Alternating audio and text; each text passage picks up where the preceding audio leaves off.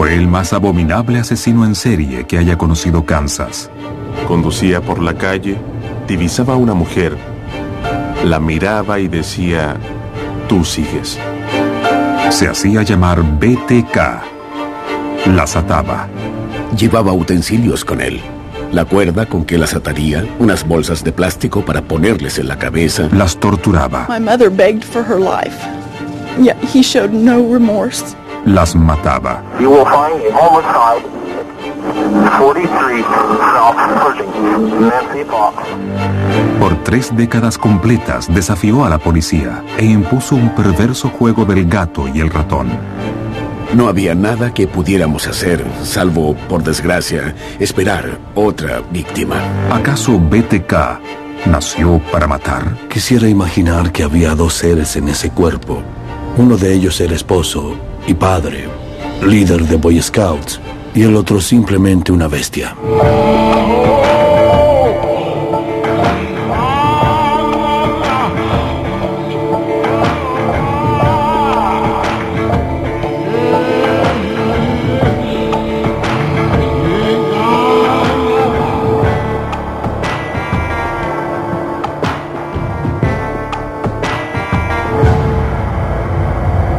Dementes. I broke into the house and waited for her to come home. Esta es la declaración de un asesino sádico. Were you armed with a handgun at that time also? Yes, I had a handgun. What happened when you I came back? actually had 2 handguns. Finalmente atrapado, después de atormentar a una comunidad por décadas, describe sus métodos y motivos en horribles detalles. The strangulation wasn't working on her, and I used a knife on her. Que permiten penetrar en la mente de un psicópata. If you read much about serial killers, they go through what they call the different phases. Y desvelar un enigma que intrigó a una ciudad por 30 años. Wichita, Kansas. Wichita, Kansas. Un tiempo apodada Ciudad Vaquera, cuando fue pasaje de ganado traído de Texas. Pero ahora es famosa por ser la ciudad de la industria aeronáutica. Es un lugar pacífico en el corazón del llamado cinturón bíblico que suele soportar tornados. Pero en 1974 habría de lidiar con otra clase de tormenta. Para los habitantes de Wichita, eso fue totalmente sorprendente, muy espeluznante, porque asesinatos como esos se esperan en Nueva York, en la costa oeste o en Europa, pero no ocurren en ciudades como esta. En esa época, Richard Lamanion era capitán en el departamento de policía de Wichita. Era un vecindario bien establecido y pacífico, con una tasa de crímenes muy baja. Desde luego, jamás habrías pensado ni por un instante que aquí se habrían producido asesinatos como estos. Esa es la casa del hecho. Está en Murdoch y Edgemore. Este es exactamente el lugar. Entró por atrás, cortó la línea telefónica y forzó una puerta. Dentro de la casa, los detectives se encontraron con una escena que nunca olvidarían. Había una madre, un padre y 2 niños que fueron asesinados en una especie de sacrificio ritual. La familia Otero se había mudado recientemente a un pacífico sector cercano a la ciudad. Un intruso había estrangulado al padre, Joe, y a su esposa, Julie, para después asesinar al hijo. Hallaron evidencia de que había puesto a Joey, de 9 años, una bolsa de plástico en la cabeza para sofocarlo lentamente y se sentó en un sillón a observarlo. Cuando comprobó que ya tanto los padres como el niño estaban muertos, llevó a Josephine, la hija de 11 años, al sótano y entonces ahí la ahorcó.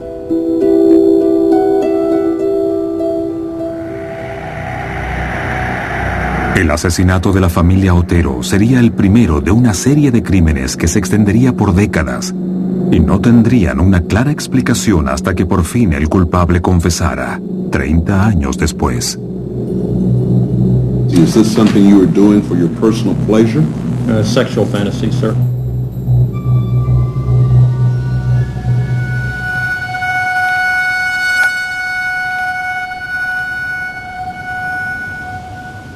Dennis Rader nació en 1945 en Pittsburgh, Kansas, pero vivió casi toda su infancia en la ciudad de Wichita.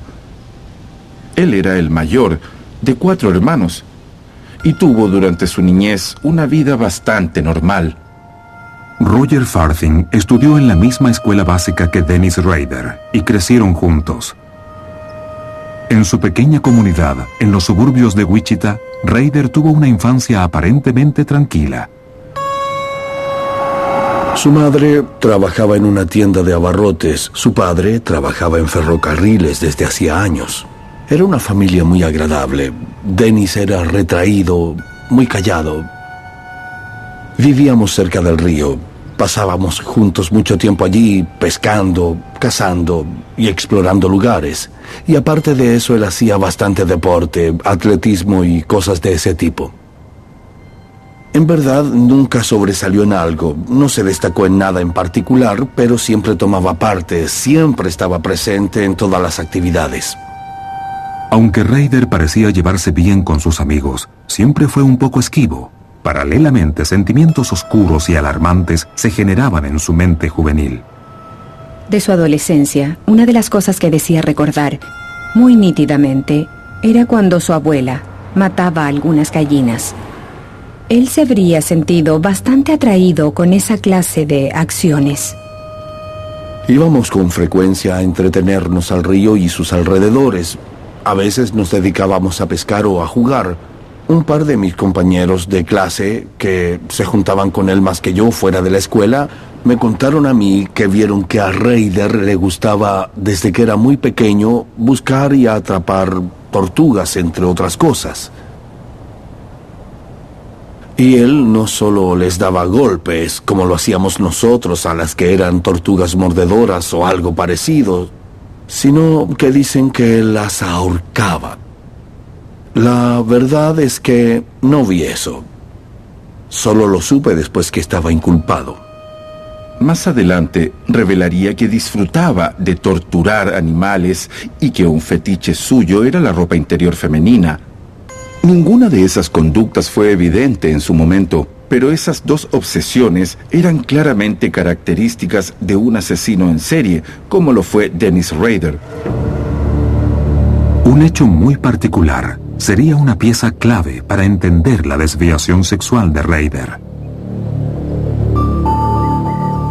Cuando tenía 11 o 12 años de edad, una maestra lo humilló en la sala de clases. Eso lo enfureció mucho y fue a la casa de ella después, en la noche, para espiarla por una ventana. Llevaba una cuerda con él que se ató a la cintura y mantuvo apretada. Mientras la miraba por la ventana, tuvo un orgasmo. Así se produjo en él la asociación estrecha de una cuerda con actos de placer sexual y voyerismo y la sensación de estar dominando a otra persona. Son cosas que se fusionaron con su desarrollo a la adultez. En su temprana adolescencia, incorpora eso a las fantasías sexuales de su vida adulta. El joven Dennis Rader, que creció en una pequeña y pacífica comunidad y cuya infancia parecía desarrollarse en un ambiente normal, experimentaba ahora serias dificultades. Pero nadie pudo prever el resultado devastador de esas fantasías.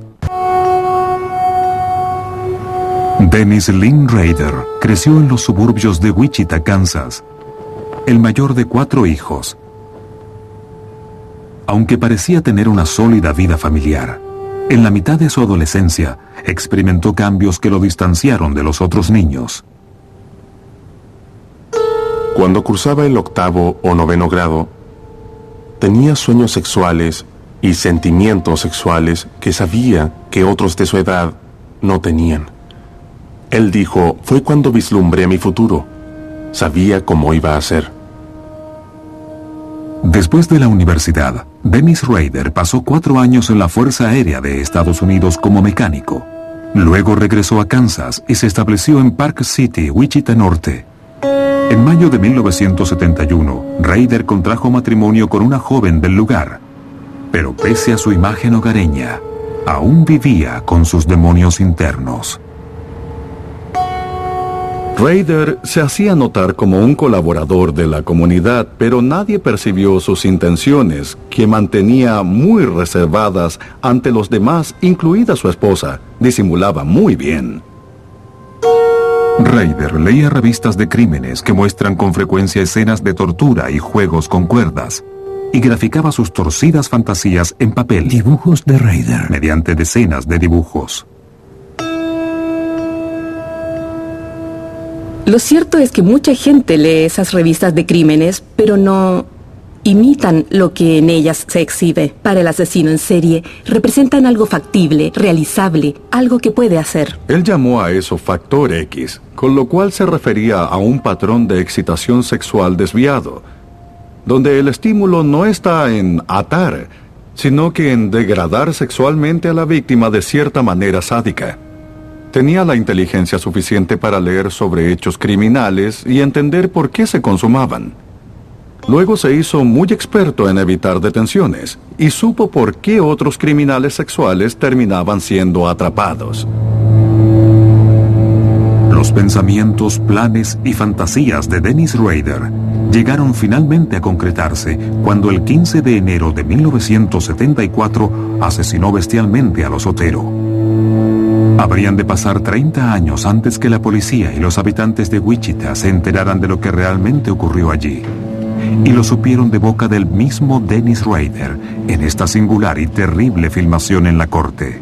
Los asesinatos de los Otero sin duda fueron precipitados por la atracción que le provocaba la esposa y la hija pequeña. Creo que la motivación fue de tipo sexual y para tener contacto con ellas. Eso fue lo que lo llevó a la casa de los Otero.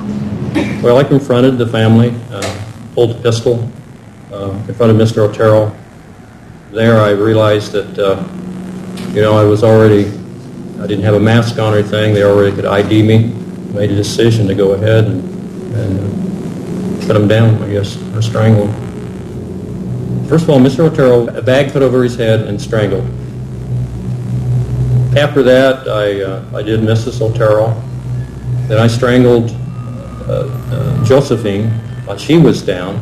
And then I went over to Junior and put the bag on his head. And then when I went back, Josephine had woke back up.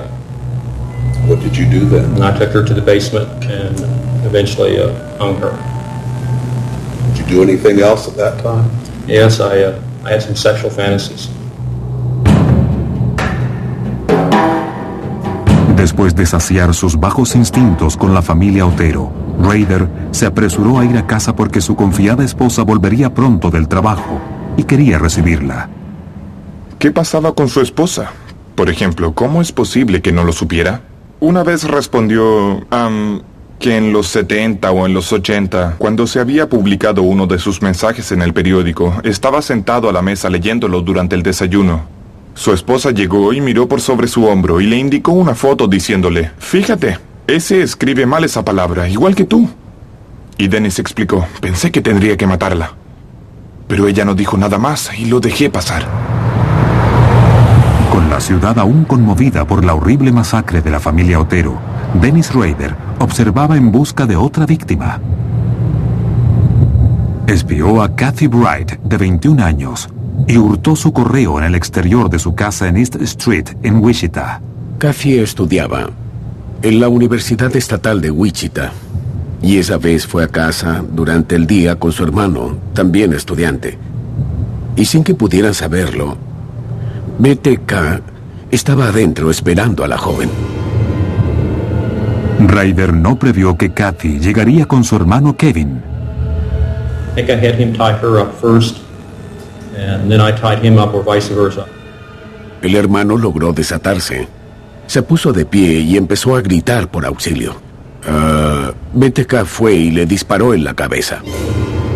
I could see the blood, and as far as I was concerned, I thought he was down, and then went and started to strangle Catherine. And then we started fighting because the bonds weren't very good, and so back and forth we fought. BTK apuñaló entonces varias veces a Kathy, hasta matarla. El hermano recuperó el sentido y, aunque desorientado y sin recordar todo lo ocurrido, corrió hacia la puerta y gritó por auxilio. Oh, I tell you what I thought. I thought the police were coming at that time. I heard the door open. I thought, no, that's it. And I stepped out there, and I could see him running down the street, so I quickly cleaned up everything that I could and left. Aunque había planeado el crimen con anticipación, Rader no llevó sus elementos de costumbre. If I had brought my stuff and used my stuff, Kevin would probably be dead today. I'm not bragging on that, it's just a matter of fact. Al considerar sus primeros crímenes, tuvo suerte, porque hubo errores que podrían haberlo delatado la primera y la segunda vez sin duda. Realmente pensó que lo atraparían. Resentía haber dejado un testigo, había sido muy torpe y le penaba haber dejado algunos rastros. Lo ponía nervioso que pudieran arrestarlo. Sabía bien que su error había sido muy serio. Logramos hablar con el hermano varias veces. Por supuesto, debido a la herida traumática causada a su cerebro, no pudo dar mayores detalles de lo ocurrido, salvo que el asesino era un hombre caucásico y de una edad que suponíamos. Eso fue todo lo que pudimos conseguir de él. No mucho después del asesinato de Kathy Bright, la prensa informó que un grupo de 3 hombres estaba implicado en la muerte de los Otero. Rader se entera que alguien más está obteniendo crédito por sus crímenes y no puede soportarlo. Eso produjo la primera comunicación de BTK y la forma en que nos llegó fue por carta. Le dice a la policía que el asunto no había terminado, que él seguiría adelante. Si no me pueden atrapar, morirá más gente perteneciente a esta comunidad. Pasarían 3 años antes que volviera a atacar.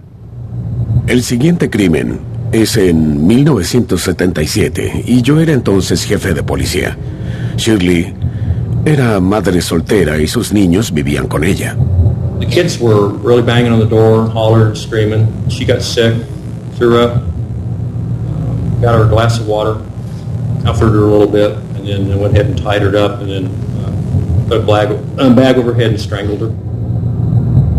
Debido al largo tiempo transcurrido desde los últimos crímenes, los investigadores no relacionaron enseguida el asesinato de Shirley Bayan con los de la familia Otero y Kathy Bright. Los asesinatos se distancian debido al nacimiento de su hijo y tiempo después de su hija. Se las arregló para dividir su existencia. Al lograr disponer de 2 mundos, él pudo ser un buen padre y también un asesino. 9 meses después, en diciembre de 1977, BTK atacó de nuevo en lo que él habría de llamar el golpe perfecto. Nancy era una mujer soltera, una hermosa joven que vivía sola. I went around the back of the house, cut the phone lines, broke in, and waited for her to come home. Ella entró a su casa, obviamente sin la menor sospecha, y él pudo dominarla. Told her there I was had a problem, sexual problem, that I would have to tie her up and have sex with her. She was a little upset. We talked for a while. I handcuffed her, had her lay on the bed, and then I tied her feet, and then I got on top of her, and then I reached over, took the belt, and then strangled her with the belt at that time. Lo cierto es que fue apretando con el cinturón hasta casi matarla, y mientras hacía eso, se masturbó sobre su negligé. Lo que excita a sujetos como Rader es prolongar la agonía de cada una de sus víctimas, porque ese es el factor que estimula a ciertos individuos. La definición de sadismo es en esencia infligir dolor a una persona, y la generación de dolor es la forma en que el sádico se asegura que está en total control. Por tanto, lo que hacía Rader, al igual que muchos otros asesinos sexuales en serie, era matar con una ligadura, y teniendo a la persona al borde de la muerte, afloja la ligadura, permite alguna recuperación y aplica más presión todavía. De este modo, al prolongar el sufrimiento, prolongan su experiencia asesina de excitación sexual. De hecho, Rader estaba complacido y orgulloso por lo que había conseguido, y procedió a hacer algo extraordinario para obtener el reconocimiento de la prensa y de la policía. Él mismo, al día siguiente, se preocupa de informar del asesinato a la policía.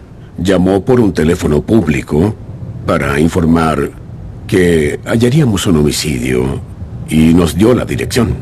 You will find a homicide at 43 South Pershing, Nancy Fox. Los agentes concurrieron, los investigadores pesquisaron. Así quedó en claro para todos nosotros que BTK había regresado y teníamos un asesino en serie. El 10 de febrero de 1978, 2 meses después del asesinato de Nancy Fox, la estación de televisión local KAKE recibió una carta macabra. Era de BTK, que reclamaba su autoría por los asesinatos de los Otero, Shirley Bayan, Nancy Fox y otra víctima anónima. Exigía atención de los medios e incluía un poema titulado Oh, muerte a Nancy, con un dibujo de Nancy Fox muerta en su cama. Poco después de eso, debí anunciar que estábamos trabajando con el FBI, con otras agencias locales y con la Agencia de Investigaciones de Kansas, sabiendo que buscábamos a un asesino en serie.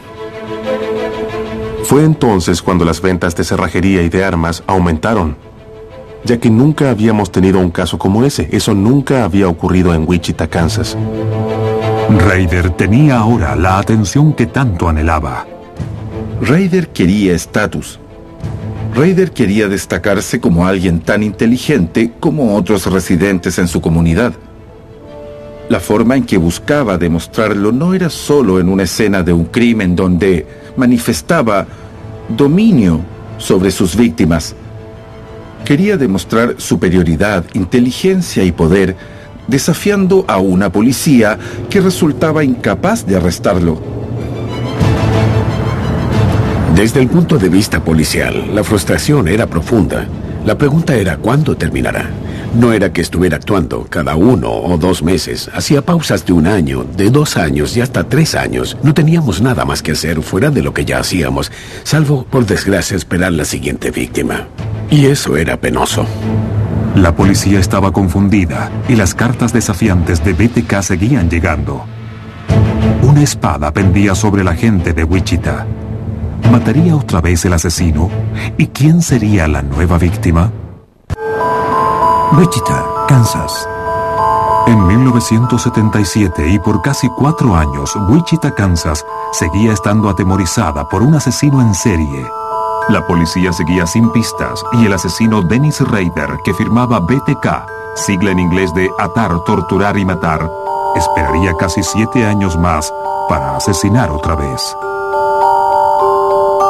¿Pero qué hacía que Rader distanciara tanto su actividad como asesino en serie? Después de haber dado muerte a 7 personas, Rader se dedicó a estudiar jurisprudencia criminal. Y no tenía nada que ver con ser buena persona y ciudadano respetuoso de la ley. Pretendía refinar su capacidad criminal. El estudio de sus víctimas potenciales y sus planes minuciosos y sádicos se reflejaron en las cartas de BTK. I had many, what I call them projects. They were different people in the town that I followed, watched. It was basically a selection process. Sus proyectos incluían el acecho y la decisión de cómo matar a esa persona. La mejor manera de sorprenderla. Tenía que asegurarse de no dejar rastros. Debía prevenir que toda contingencia estuviese cubierta. Analizaba todos esos factores detalladamente y con una gran agudeza mental propia de su naturaleza obsesiva. Tenía que estar todo muy bien planeado. Llevaba sus utensilios con él. Era un bolso negro muy corriente. Contenía la cuerda para ataduras, las bolsas plásticas para cubrir las cabezas, también cinta adhesiva. Portaba su pistola y unos cuchillos. Todo lo que podría necesitar lo llevaba. I called my hit kit. Aun cuando BTK era extremadamente minucioso, la selección de sus víctimas era completamente indiscriminada. If you read much about serial killers, they go through what they call the different phases. That's one of the phases they go through as a trolling stage. Basically, you're looking for a victim at that time. And you could be trolling for months or years. But once you lock in on a certain person, then you become stalking. That's the victim. Conducía su auto por una calle, veía a una mujer caminando o sentada en su terraza o que salía de su casa. Él la miraba y decía, tú sigues. Dennis Rader no recorrió mucho para hallar su próxima víctima. Ella vivía a algunos metros de su casa.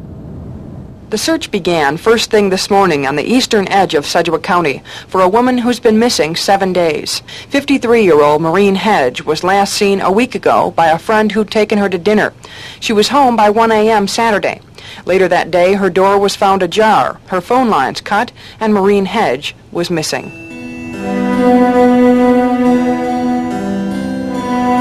Rader tenía una coartada para la noche en que Maureen Hedge fue asesinada. Fue con su hijo a un campamento de scouts. Se levantó sigiloso a la 1 de la madrugada, condujo, mató a la mujer y luego regresó al campamento de scouts como si nada pasara. Eventually moved her to the trunk of the car, took the car over to Christ Lutheran Church, and she was already dead, so I took pictures of her in different forms of bondage. Ella era diácono de la iglesia. Allí la hizo posar. Fue algo despreciable, porque en las fotos aparecen las ropas del coro en el área del sótano. Al verlas nosotros supimos que fueron hechas en la iglesia. Él quiso jugar con ella cuando ya estaba muerta. Y eso es muy perverso. 9 días después del asesinato, hallaron el cadáver de Maureen Hedge. There was a dead dog there, and then right beside Ray's little father was a foot. The body was nude and police say badly decomposed. A pair of knotted pantyhose were found lying in the ditch beside it. No fue la primera vez en que Rader usó su actividad como Boy Scout como coartada para ocultar una de sus fechorías. Era un líder de los Boy Scouts, lo que le daba mucho tiempo libre para estar fuera de la casa, de modo que en un par de ocasiones dejó el campamento donde estaba con algún grupo. Había profundizado mucho en autoerotismo y lo cultivaba elaboradamente. Cavaba una tumba, se ponía una máscara y luego se vestía con ropa de mujer. Se ponía ropa interior, ataba una cuerda para disparar la cámara. Se trataba de una Polaroid y así hacía fotos de sus caracterizaciones. Relataba cualquier detalle de un crimen de la manera más normal, como si dijera, bueno, todo el mundo lo hace. Yo me preocupé de esto y esto otro. Ay, en cuanto a esta foto, es de cuando quise cavar una tumba. Y me envolví ahí con polivinilo y cinta adhesiva. Me puse unas panties y una máscara. Y uno pensaba, no todos hacen eso. Era algo extraño. Le decía entonces, tú no estás bien. Hubo ocasiones en que puso en práctica alguna fantasía erótica, en la que la situación se le complicó y pensó que los Boy Scouts se podrían enterar. Eso habría sido humillante tal vez, pero era parte de tener doble personalidad. Después del asesinato de Maureen Hedge, ocurrirían 2 muertes más. Vicky Weigerly sería una de esas víctimas en 1986. Para el caso Weigerly se organizó muy bien. Entró por la puerta trasera. Ella llegó con su bebé de unas compras.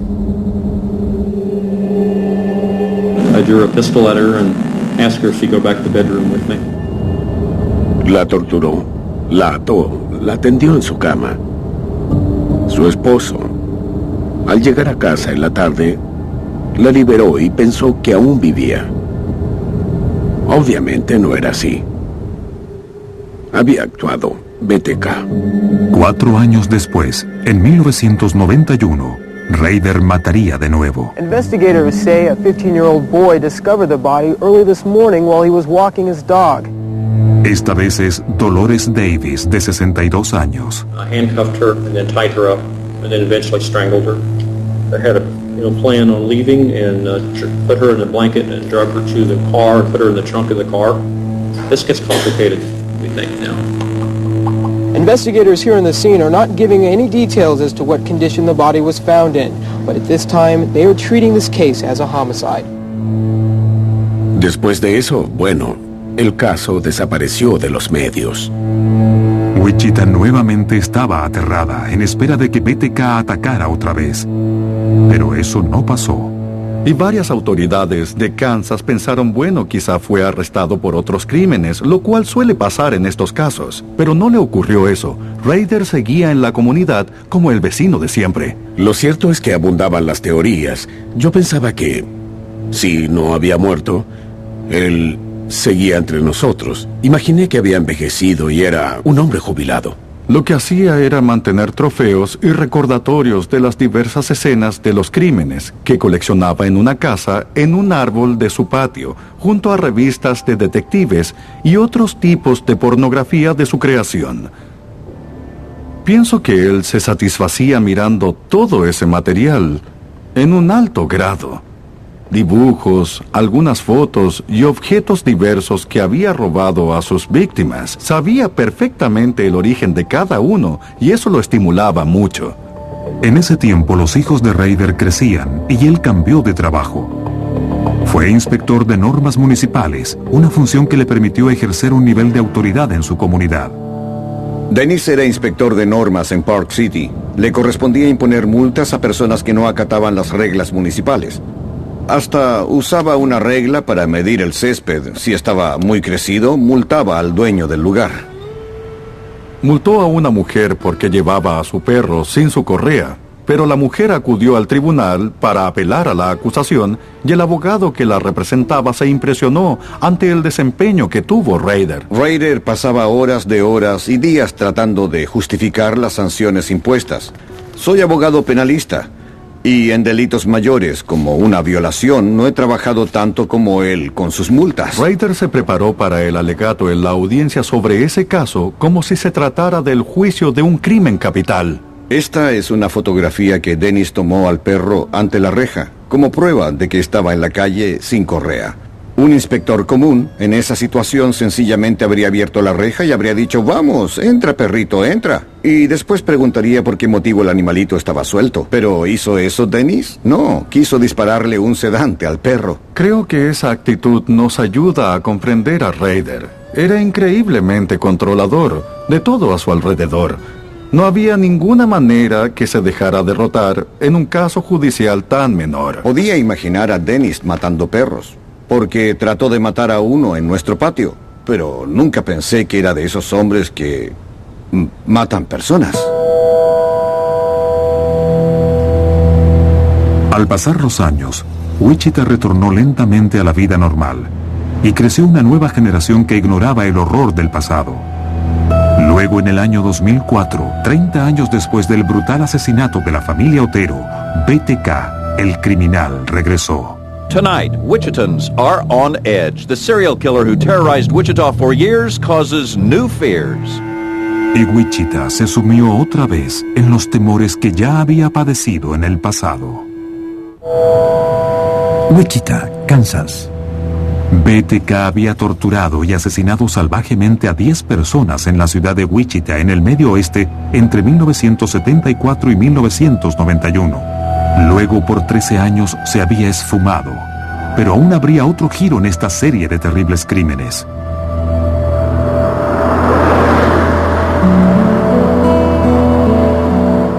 El diario Wichita Eagle publicó un artículo para recordar que hacía 30 años había matado a los Otero. El hecho es que BTK lo leyó y pensó que necesitaba más publicidad, que aún no había terminado. Recuerdo que estaba aquí en mi oficina. Mi secretaria dijo, llama al jefe Williams si quiere hablar con usted. Atendí la llamada y él me dijo, Richard, no creerás esto. Y agregó, nos comunicamos con BTK. Le respondí, ¿me está tomando el pelo? No, me dijo, debes venir enseguida a verme. Tonight, Wichitans are on edge. The serial killer who terrorized Wichita for years causes new fears. Mi primera reacción fue pensar que había regresado. Quizás por sentir remordimiento. Un arrepentimiento que lo instó a volver. Pero no era eso, era arrogancia. Era maldad. Después de décadas, BTK regresaba dispuesto a jugar al gato y al ratón con la policía y la prensa. Empezó a valerse de pequeños juegos para enviarnos a investigar diferentes sitios en la ciudad, donde ponía cajas de cereal, representaciones de crímenes con muñecas torturadas, con algunas piezas de joyería de las víctimas. Las escondía en algunos sectores de la ciudad, llamaba a los medios y enviaba unas notas dando pistas para que esos elementos fueran encontrados. Teníamos confianza en que, si continuaba, finalmente lo atraparíamos. Todas sus jugarretas parecían revelar que deseaba que lo atraparan. Creo que todos en el departamento esperaban tener la bala mágica que lo atraparía por fin. Estaba haciendo cosas francamente tontas y los investigadores se acercaban cada vez más a él. BTK iba a cometer su último y mayor error. No estando familiarizado con la tecnología informática, dio una gran oportunidad a la policía. Era el momento que estaban esperando.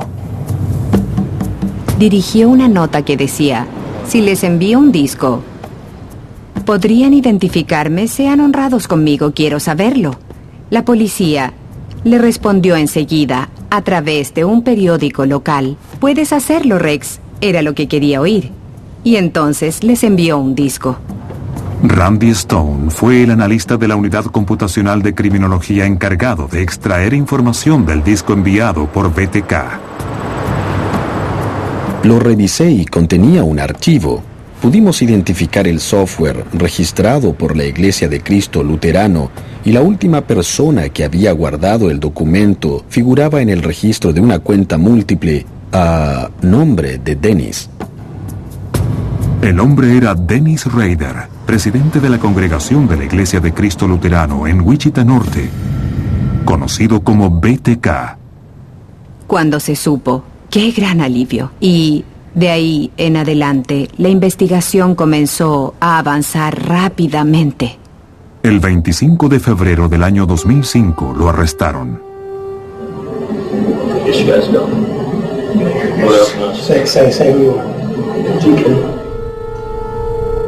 Una vez que Rader confesó, no guardó nada. Habló durante 33 horas los 2 días siguientes. Era oportuno que la policía de Wichita diera a conocer a la opinión pública la identidad del monstruo que los había atormentado por más de 30 años. Yo dije, cuando hagan el anuncio de la identidad, avísenme quién es. Estaba revisando el motor del auto de mi hijo y salieron a decirme, el sujeto se llama Dennis Rader. No lo podía creer.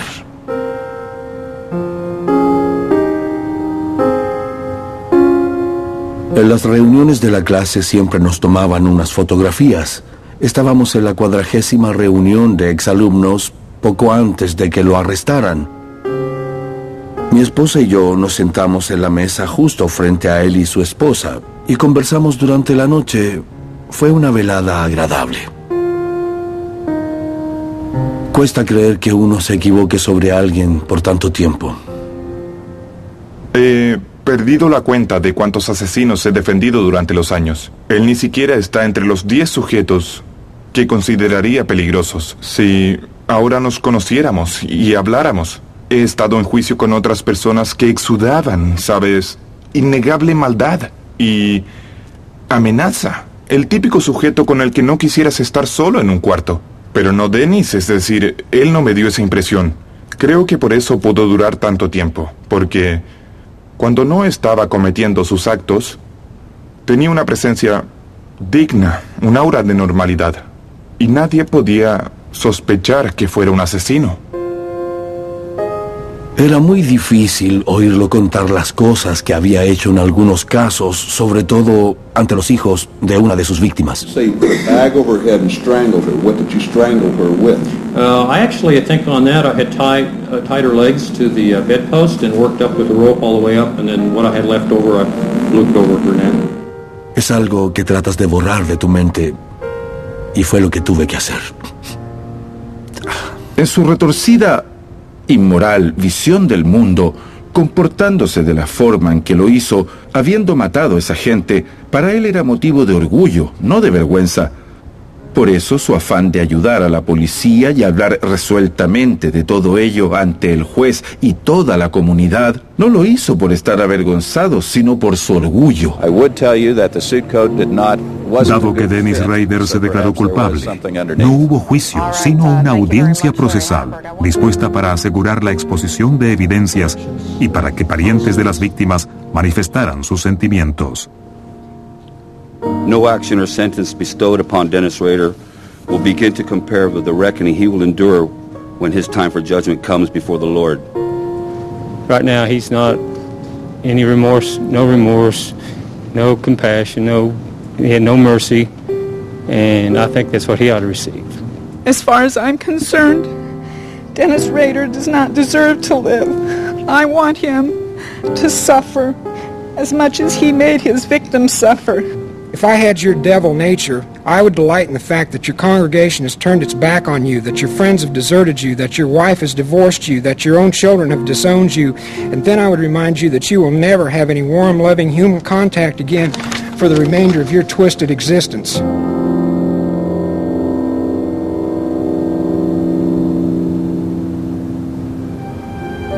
¿Acaso Dennis Rader nació para matar? No creo que existiera una mala semilla que brotó y luego forzó sus manos. Realmente pienso que fue una serie de condicionamientos orgásmicos, como los llamamos, que pudieron tomar otro camino. Nada tuvo que ver con su crianza. Nada tuvo que ver con el lugar donde creció. Él jamás fue un niño golpeado ni abusado. Dado el hecho de que no fue cuestión de crianza, creo, la conclusión es que eso estaba en él. No puedes matar a 10 personas estando en tu sano juicio. Tiene que haber algo muy dañado en tu cerebro para matar fríamente gente, sobre todo niños, y hacer lo que él hizo. Y con total tranquilidad seguir viviendo tu vida como si nada malo hubiera pasado. El asesinato sexual en serie es un problema biopsicosocial con un fuerte énfasis en neurobiología. Si preguntas a un heterosexual, ¿recuerdas algún evento crítico en tu vida que te hizo heterosexual? Te dirá, no, es como soy nada más. Si preguntas a alguien que es homosexual, es la misma cosa. ¿Ocurrió algo en tu vida que te hizo homosexual? La mayoría dirá, no, soy así desde siempre. Y eso vale para estos patrones de excitación desviada. Es así como Rader nació, pero eso no significa que debía matar a alguien porque pudo controlarse. Dennis Rader killed my wife in 1986. The courts, the news media, the general public knows the vicious, cruel individual he is. All we can do, there's no punishment that you can exact upon him that will satisfy our needs. Yo pienso que hubo 2 personas en ese cuerpo. Uno era un esposo y padre, un líder de los Boy Scouts, y actuaba como tal. Y el otro era una bestia infernal. No era el Dennis que todos conocíamos. Era totalmente distinto. Shirley Vian was my mother. You know, I'd just like for him to suffer for the rest of his life. ¿Fue maltratado cuando pequeño? ¿Cuál fue la causa de todo lo que hizo? Lo hizo porque era perverso. El 18 de agosto de 2005, Dennis Rader fue condenado a 10 cadenas perpetuas consecutivas.